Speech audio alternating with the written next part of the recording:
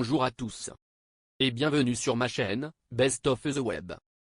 Pour la vidéo d'aujourd'hui, nous allons voir ensemble 12 choses à nettoyer pour ne pas tomber malade cet hiver. Mais avant de rentrer dans le vif du sujet, si c'est votre première fois de regarder cette chaîne, je vous invite premièrement à vous abonner à la chaîne Best of the Web, et surtout, d'appuyer sur l'icône en forme de cloche située à côté du bouton abonner, afin de recevoir des notifications chaque fois qu'une nouvelle vidéo est mise en ligne.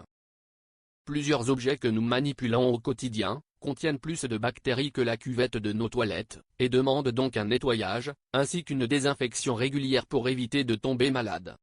Voici par la suite 12 choses à nettoyer pour ne pas tomber malade cet hiver. Le téléphone portable.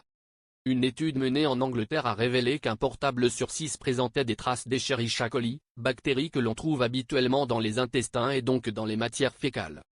Se laver les mains régulièrement et nettoyer son téléphone au quotidien reste donc un geste essentiel pour prévenir les maladies cet hiver.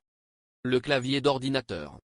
Dans le prolongement des téléphones portables, les claviers d'ordinateur ne sont pas en reste. Selon une étude britannique récente, ils abriteraient plus de bactéries pour la santé que la moyenne des cuvettes de toilette. Et ceci, d'autant plus si l'on mange devant son ordinateur et qu'on ne se lave pas les mains après être allé aux toilettes.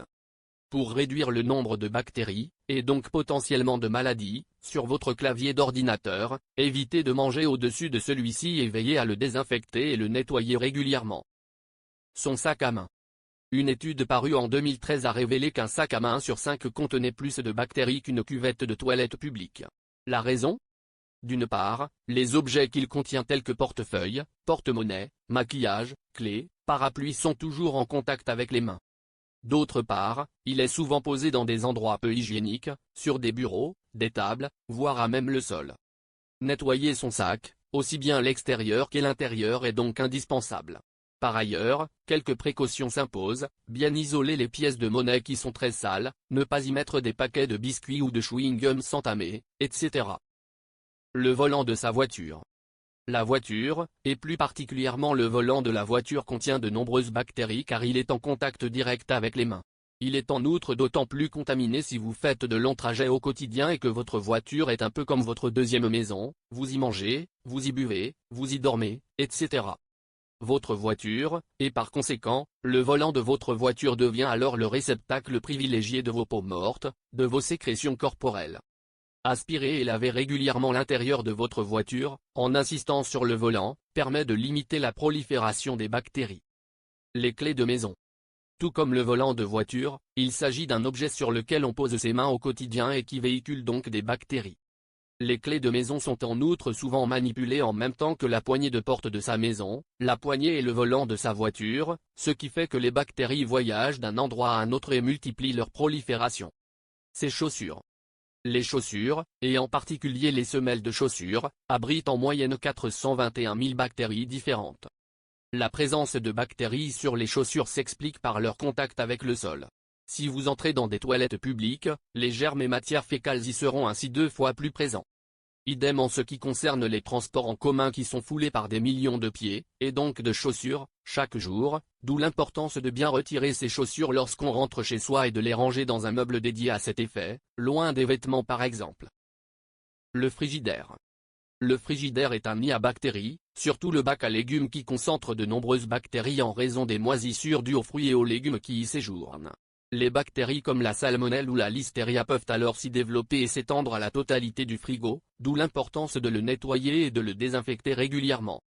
Mieux vaut donc faire ses courses plusieurs fois par semaine ou par mois pour éviter de stocker les aliments trop longtemps.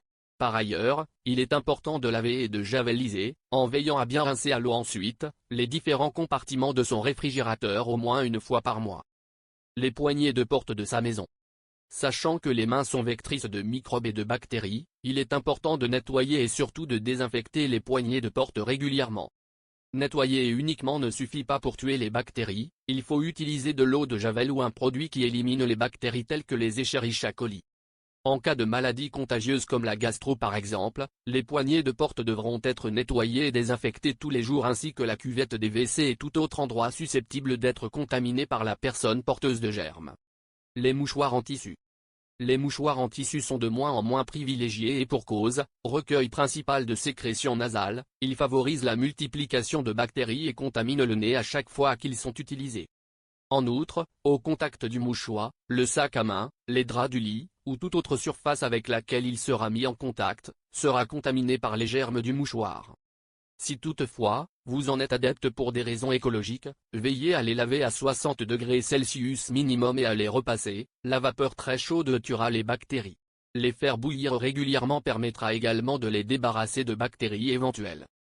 Le linge de bain. Les serviettes de toilette et serviettes de bain semblent toujours propres car elles sont utilisées pour essuyer des parties du corps propres. Cependant, l'absence de taches visibles à l'œil nu n'est pas forcément synonyme de pureté absolue.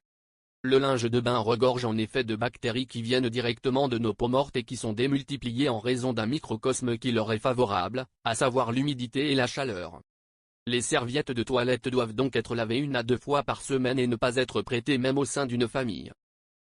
Son intérieur. Nos maisons contiendraient plus de 125 000 bactéries différentes et près de 73 000 types de champignons. De manière générale, l'intérieur d'une maison contient plus de bactéries en hiver qu'en été et pour cause, les maisons sont moins bien aérées lorsqu'il fait froid. Bien que les bactéries soient utiles au bon développement du système immunitaire, en particulier chez les enfants, trop de bactéries favorisent les maladies. Il est donc nécessaire d'aérer sa maison au moins 15 minutes par jour et de laver régulièrement, surtout si des animaux de compagnie y sont présents.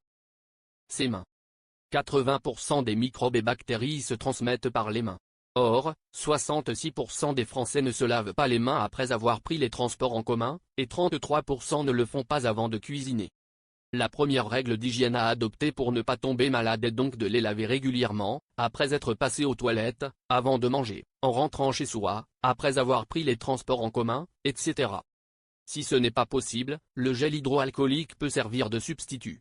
C'est tout pour aujourd'hui.